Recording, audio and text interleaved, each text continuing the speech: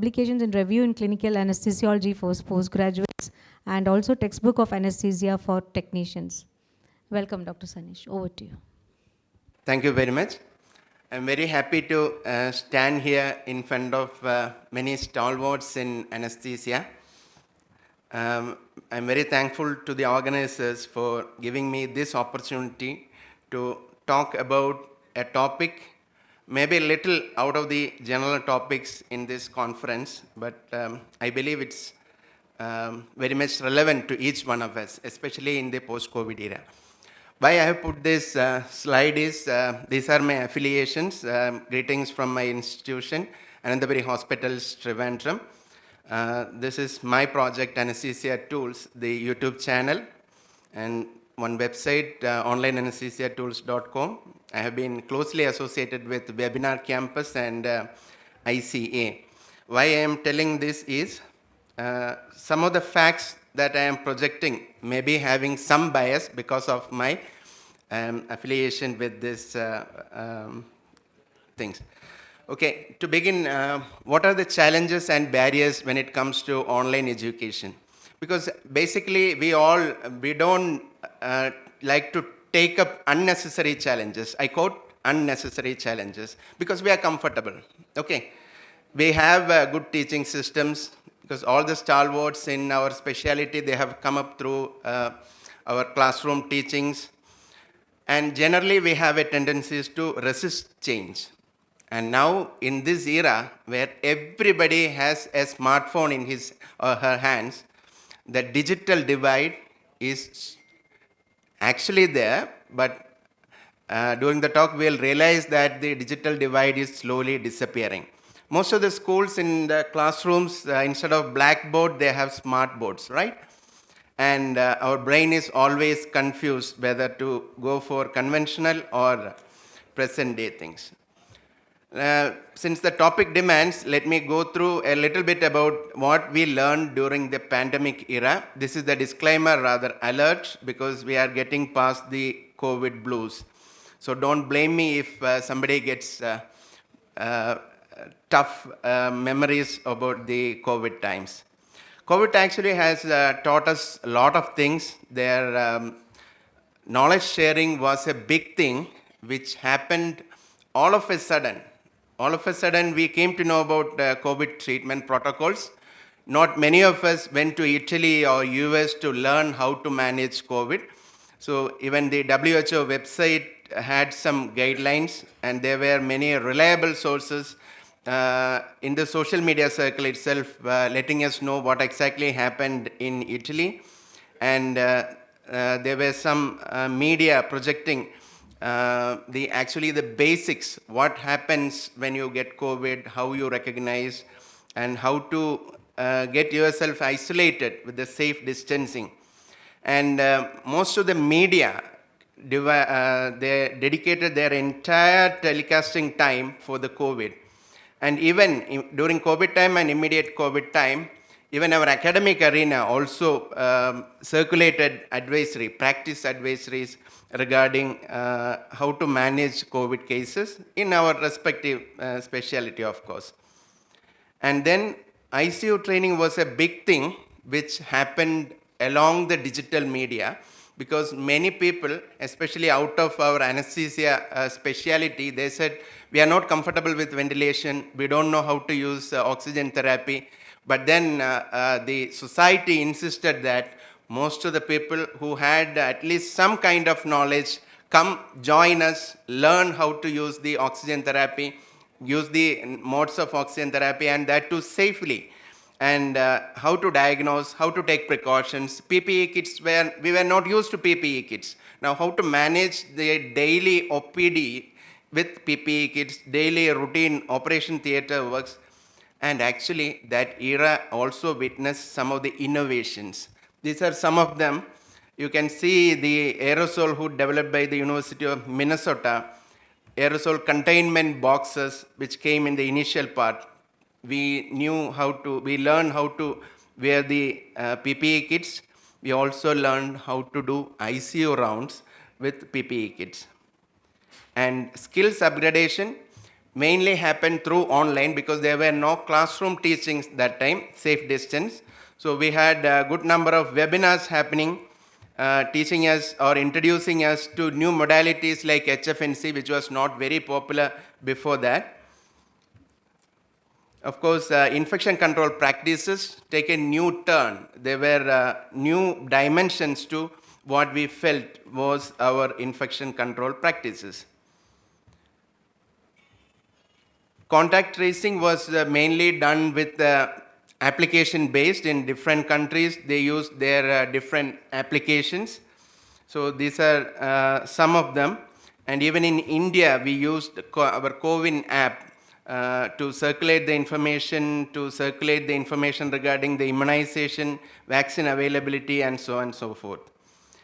Technology development was very nicely done in spite of the limitations during the COVID times.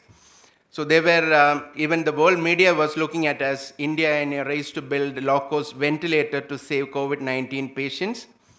And the techies, the IIT people, the biomedical engineers, they were working to make low-cost portable ventilators. Yesterday I happened to see this. This is a low-cost ventilator made during the lockdown time. You can find that most of the devices are familiar to you, but not as part of ventilator, maybe as part of the knobs in your car, the buttons in other equipments and all. So we were smart enough to assemble this, and actually the government also subsidized in case of, with regard to cost of management, and there were lots of low-cost ICU ventilators. I remember there were many discussions happening online, discussion groups involving doctors, intensivists with the biomedical people. They just wanted to know what are the minimum requisites. We are not thinking about high-end anesthesia ventilators, minimum requirements. Procuring components was a different challenge during that time. So these were the knowledge sharing which happened through COVID era, and I'm sure all these names are familiar even to small kids in your house.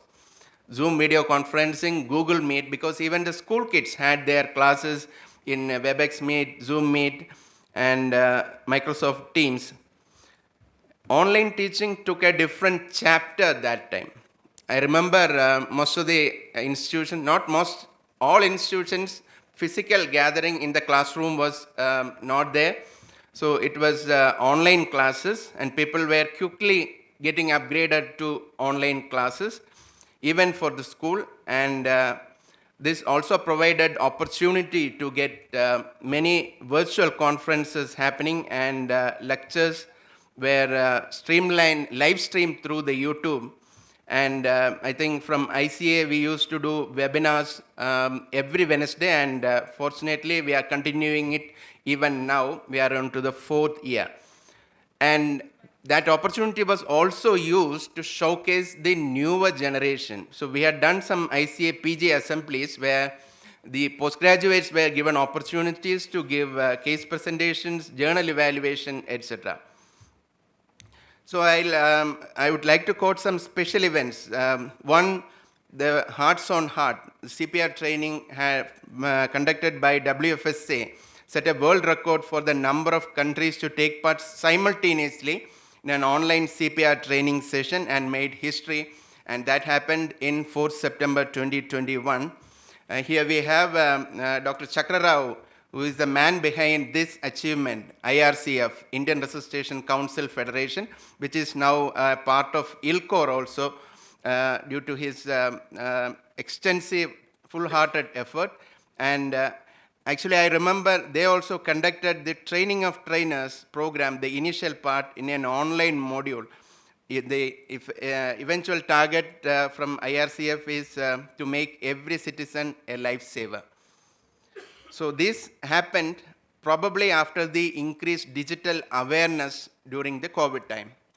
And there were some online exams conducted. Initially, we heard the news about board exams getting suspended, postponed, and all. Later on, we came to know that even the universities started conducting exams using the virtual meeting platform. And there were some publications also. This is the ICA exit fellowship exams during COVID-19 pandemic. how they conducted. Dr. Muralidhar Kanchi and team, they had published in the Global Bioethics Inquiry in 2020 itself. So these were tested, field tested out of, no, we didn't have any choice, but these were field tested and proven to be effective and successful. Virtual conferences were the order of the day. These physical meetings, gathering, handshakes were not allowed that time, but still we managed to meet online, and there were many virtual conferences happening, even in India, even our zone, our state, everything was happening. It's not only the Europeans had the ASA meeting and the ESIM meetings happening, even in India. That is the beauty of this digital education, because we are going at par with the international standards. It's not only about the sedentary lifestyle which is promoted by the online. We've also witnessed the COVID era making the senior citizens getting more acquainted with our video conferencing modes. Yes, senior citizens learning to lead more digital lives. Now, the smartphones, they became independent of their grandchildren, and they knew how to make Zoom calls or WhatsApp video conferencing. Even the fitness activities were promoted with the online resources. Friends across the globe came together online. Even a physical reunion, we may not get all the classmates together. Work from home was a new thing which was introduced during this to medical field. It was there in the engineering field and maybe some other fields. Now, even that is possible. I'll tell you about work from home story a little while later. So it's not that we got negative results from the COVID blues. We were forced to learn so many things which actually are very useful to our this. Now using some of the current methods, audience trend. I think if you walk around in the conference halls, you will find many people taking snaps of the slides and videos of the presentations. Why? Basically, the thing is they want to relive this moment. That is one thing. Another reason may be repeatability. Okay, you can go home and watch the slide again. Maybe it's an illustration or something. For some people, it's a means for fact check. So-and-so has told this. I want to go home and check actually whether it is there or not. And again, it helps in Q&A because you can catch the speaker saying, you have mentioned in your slide like this, is this true? Okay, for preparing topics, nowadays we have plenty of resources. From a postgraduate's point of view, I would say, even if you take one, for example, thyroid and anesthesia case discussion, you will get good number of case presentations. Okay, same topic, different speakers, different faculty approaching in different ways. And open access resources, I think now the postgraduates have more technology to explore this. How to prepare for exams? Now actually there is a sort of uniformity in teaching, even in the low resource places. PGs or newer generation people are getting exposed to quality academics. And I can tell you different exam incidences where we found a lot of new things coming up with the collaborative discussion. Interactive sessions are nicely conducted using digital media. Even now it is possible. If I can put a Google form here, all of you can give me the response in A, B, C or whatever format, and it will be instantaneously compiled and shown on the screen. And some of the conferences, physical conferences, there are instances where digital media was used to conduct the quiz, where all the delegates are expected to answer. They could answer. It's not only the 5 teams on the stage. And there are good enough quiz applications, even our Google Forms we can use. There is something called Mentimeter, Kahoot. There are so many things. The biggest advantage is you get instantaneously tabulated result. This is something that I would like to highlight here, because collaborative learning is something which was made real after the COVID era.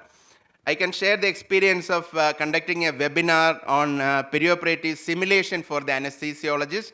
I could get more than 10 centers across India and one center outside India to participate and showcase their simulation centers. Again, very recently only with Dr. Gurudat, we have done a webinar session on anesthesia workstation, because not single institution we can get all the sophisticated things, but we could get videos shot in different institutions and compile everything, and we had a very nice panel discussion with this. Okay, there are many newer methods being experimented in our field of teaching. Learning management systems are there. Some of them are paid, some of them are free, so you can utilize that. And blended learning is something which is changing the academic scenario here. So classroom teaching is one thing, online learning is something, and now we can combine this. We can get the candidates or students learn from home, and then classroom time can be utilized for next level of discussion.